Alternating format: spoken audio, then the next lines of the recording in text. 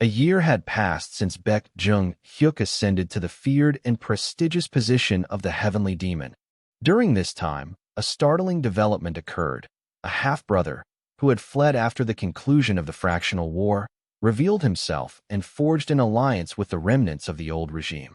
His ability to seek refuge in the Northern Sea Ice Palace was not mere chance.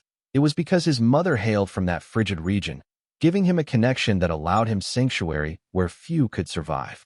Meanwhile, Baek Joong-Hyuk, driven by both rivalry and an unyielding determination, swore that as long as he lived, Baek Joong would never ascend to leadership unchallenged. The scene then shifted to Baek Joong, who was informed by one of his trusted subordinates that negotiations with the Northern Sea Ice Palace were now necessary. Baek Joong had intentionally revealed himself, fully aware that no one could harm him while under the protection of the Northern Sea. The subordinate cautioned Baek Joong that while patience was essential, they must never strike first, as doing so could provoke unnecessary conflict. Baek Joong, exuding calm authority, addressed all those gathered and declared that within his demonic group, there would be no exceptions. He affirmed that not even the harsh and unforgiving conditions of the Northern Sea could deter him from achieving his objectives. The narrative then shifted to the present, where Roman reflected on the situation at hand. He considered what truly mattered, whether taking action was genuinely worth the risks.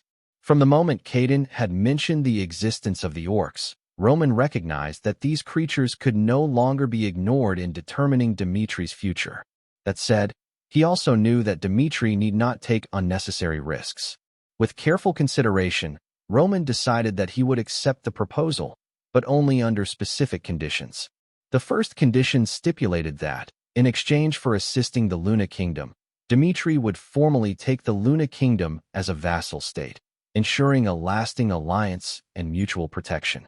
The second condition stated that if there was no feasible way to cross the endless mountains in a short period, Dimitry would have no choice but to reject the proposal entirely. Roman then turned to Felix and inquired whether they could use a teleportation scroll, and if so, how many people it could transport at once. Felix explained that with the current technology, only 30 individuals could be moved in a single attempt. Based on this information, Roman imposed a third condition. Only 30 people, including himself, would depart for Arcady. Upon hearing this, Kaidan's concern was immediate. He worried that sending so few people to support the Luna Kingdom would be insufficient for the task at hand. However, Queen Isabel reassured him, emphasizing that Roman was a being who had long surpassed human limitations. Even if the group's mission only resulted in eliminating the orcs' leader, Graxer, it would still be worth the risk. Convinced by her words and Roman's reputation, Kaidan agreed and expressed his gratitude for Roman's commitment to helping the Luna Kingdom. Finally, Roman instructed Kaidan to provide him with detailed directions to the Luna Kingdom and to outline the strategic plan moving forward. Every detail mattered. Kaidan responded that along the treacherous route over the endless mountains, they had set specific coordinates in advance. If Roman used these coordinates correctly, he should be able to reach Arcady in approximately a week. However, he warned that Arcady's extreme cold was beyond imagination and could pose significant danger even to the strongest of warriors. Roman would first need to adapt to the frigid climate using a special potion created by the Luna Kingdom. After acclimating, he would then need to spend an entire week learning how to survive in the snow before attempting the actual crossing. Roman, ever confident and composed, told Kaidan that they would manage that process themselves. Kaidan was visibly shocked. He emphasized that the cold in Arcady was so severe that it could even freeze one's aura, making the journey extraordinarily perilous. Yet, Roman's expression remained serious and unwavering. He assured Kaidan that Dimitry would be fully prepared on his end, leaving nothing to chance. Roman then informed everyone present that the departure would proceed as planned in a week. Observing this, Kaidan quietly thought to himself that Roman might be overly confident, bordering on reckless. Despite his concern, Kaidan nodded and confirmed that he understood. He also offered his assistance, telling Roman that if he needed any help during the journey, he could call upon him at any time. The scene then shifted to the Luna Kingdom, inside the Grand Palace. Sebastian, the kingdom's high priest, had just received the report regarding the reinforcements. Upon learning the details, he could scarcely believe that only 30 people would be traveling to the Luna Kingdom. Many of the onlookers appeared confused and concerned, but Sebastian reminded them that this was Dimitri's choice, made consciously while accepting the risks involved. He informed them that the reinforcements would arrive in 2 weeks, and until then, their entire focus must remain on holding the fortress and maintaining the kingdom's defenses. Hyro, a seasoned swordsman, voiced his concerns to Sebastian. With the small number of reinforcements, he argued, they would be unable to face tens of thousands of orcs. In such circumstances, the Luna Kingdom could not rely solely on Dimitry and Roman. Their fate could not rest entirely on the shoulders of just 30 individuals.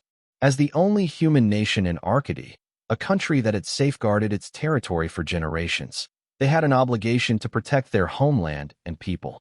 Sebastian, however, urged Hyro to face reality. The Luna Kingdom's current strength alone was insufficient to hold back an overwhelming orc army. Undeterred, Hyro responded that they could not simply wait passively for Dimitri's reinforcements to arrive. They needed to prepare strategically, setting the battlefield in such a way that they could strike the enemy decisively with a single, well-coordinated assault. Inspired by Hyro's determination, the soldiers present erupted in a unified shout, declaring their willingness to take the vanguard and defeat the orcs with their combined strength and skill. Recognizing that he had no other choice, Sebastian asked the soldiers to present the specific plan they intended to execute against the approaching orc forces. The scene then transitioned to the vicinity of the Luna Kingdom's 6th storage area, where the gathered troops were preparing themselves, reviewing their strategies, and readying their equipment for the arduous battles to come. Hyro thought to himself that this was the moment they would finally take down Graxer, the formidable orc leader.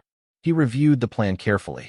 The route the orc army would take overlapped with the territory of the snowmen, a race of towering beings over 3 meters tall, covered in thick fur, and possessing strength so immense that even the orcs could be overwhelmed.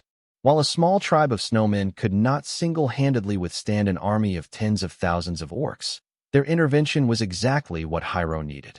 They would not fight the entire battle, but they would create the perfect opportunity, softening the enemy and setting the stage for a decisive strike. The scene then shifted to the battlefield where the orcs clashed against the snowmen.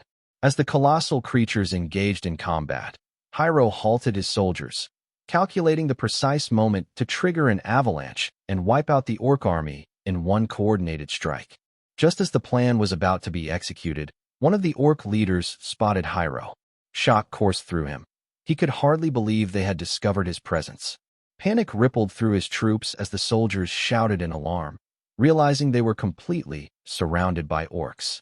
One of the orcs sneered, remarking that, as expected, humans always relied on tricks. Trapped and outmaneuvered, Hyro's frustration boiled over. For once, he realized he had walked right into a trap. The scene then shifted to Dimitry on the day of departure. All 30 of his selected soldiers had gathered, including Kedan. Among them were Chris and Ares, both highly skilled warriors. Kedan was visibly impressed, sensing the immense power radiating from Dimitri's group, strength that rivaled even the 3 elite swordsmen of the Luna Kingdom. Those 3 swordsmen, Leo, the royal commander knight, Hyro, the swordsman of the snowfield, and Kedan himself, recognized as one of the top swordsmen of the Luna Kingdom, were legendary in their own right. Yet, Kedan could not help but wonder how many of Dimitri's warriors he could realistically match in battle. Even with just 30 soldiers, the sheer caliber of these warriors was enough to confidently challenge the orc army. Leading this formidable group was the strongest of them all, Roman Dimitry himself, a swordsman whose reputation alone inspired awe and respect. As Roman stepped forward, Kedan instinctively bowed, offering to guide them through the treacherous terrain. Without being told, Kedan's natural courtesy and discipline shone through, reflecting the respect he held for Roman's unparalleled skill. Meanwhile, the scene shifted back to the Luna Kingdom. Hyro and his army were struggling against the overwhelming orc forces. Despite their preparation and strategy, the orcs' relentless advance began to crush the defenders. The orcs rushed toward the storage units. The leader of the orcs raised his weapon, declaring with a chilling voice that today would mark the end of the Luna Kingdom's history.